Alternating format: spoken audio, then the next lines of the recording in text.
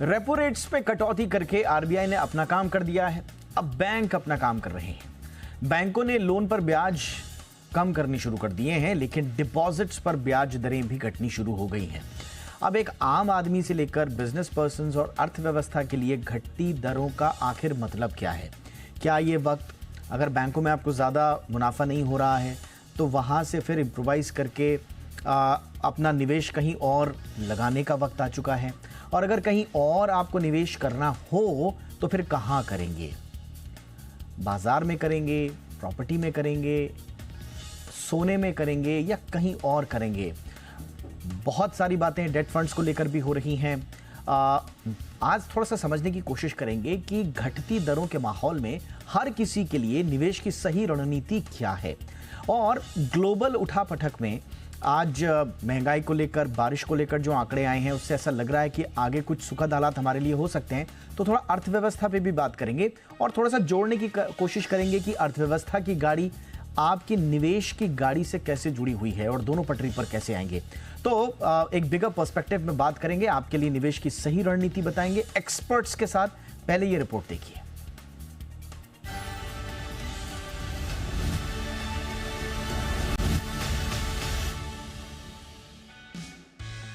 अगर आप home loan, car loan या पर्सनल लोन लेने की प्लानिंग कर रहे हैं तो ये वक्त आपके लिए बिल्कुल परफेक्ट हो सकता है, क्योंकि आरबीआई के रेट कट के बाद अब देश के बड़े bank SBI, BOI, bank of Maharashtra जैसे बड़े बैंकों ने अपने अपने लोन की ब्याज दरों में 0.25% यानी 25 बेसिस पॉइंट की कटौती कर दी है।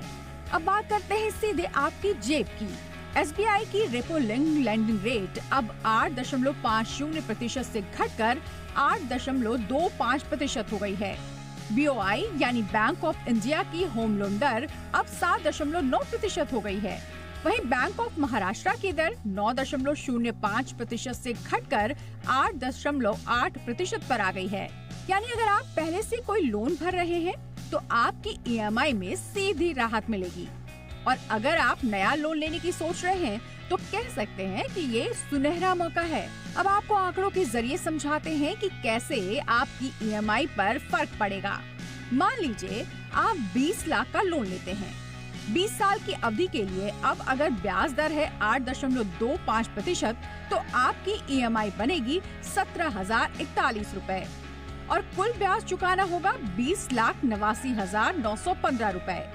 यानी कुल रकम बनेगी करीब 40,90,000 रुपए की। लेकिन जरा सोचिए, अगर वही ब्याज दर 0.25% कम होकर 8.00% हो जाए तो ईएमआई हो जाती है 16,729, यानी हर महीने 312 रुपए की सीधी बचत होगी।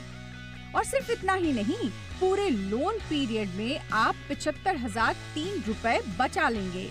इधर दूसरी तरफ बैंकों ने फिक्स डिपॉजिट यानी एफडी पर ब्याज दरों को घटा दिया है, जिसका सीधा असर आम लोगों की जेब पर पड़ेगा।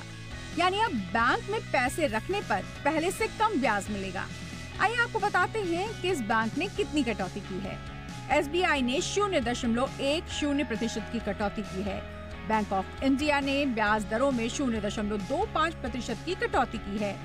कोटक महिंद्रा बैंक ने 0.15% तक ब्याज घटा दिया है। केनरा बैंक ने 0.20% की कटौती की है। एचडीएफसी बैंक ने 0.35 से 0.40% तक ब्याज दरें घटा दी हैं। वहीं यस बैंक ने भी अपने ग्राहकों को झटका देते हुए 0.25% की कटौती की है। अब अगर आप बैंक में एफडी करते हैं या कोई डिपॉजिट स्कीम लेते हैं तो पहले की तुलना में आपको उस पर कम ब्याज मिलेगा। ये खास तौर पर उन निवेशकों के लिए चिंता की बात है जो सुरक्षित निवेश के लिए बैंकिंग सेक्टर पर निर्भर रहते हैं, जबकि दूसरी तरफ लोन लेने वाले ग्राहकों के लिए राहत मिली है, क्योंकि उन्हें कम ब्याज पर लोन मिल सकेगा। ब्यूरो रिपोर्ट, जी मीडिया। बहुत ही खास मेहमान इस वक्त हमारे साथ जुड़ चुके हैं। स्वागत करते हैं आज